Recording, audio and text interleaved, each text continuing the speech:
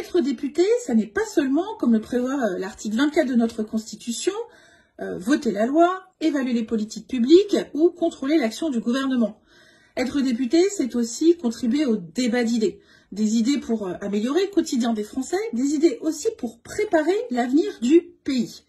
Alors peut-être qu'aujourd'hui vous êtes un peu comme moi, un peu désolé de la faible place qui est ménagée dans le débat politique aux idées et aux propositions.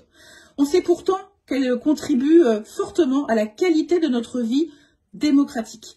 Alors pour moi qui suis chercheuse, je suis très attachée aux idées et à proposer des idées, et c'est pourquoi depuis le début de mon mandat, j'ai participé activement au débat d'idées. Je vous donne 3 exemples.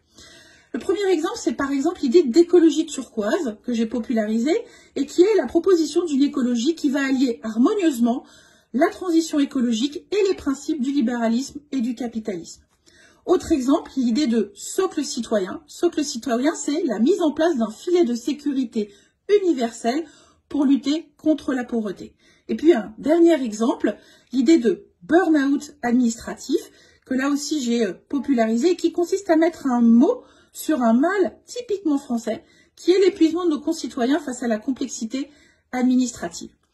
Voilà quelques exemples d'idées que j'ai proposées tout au long de mon mandat.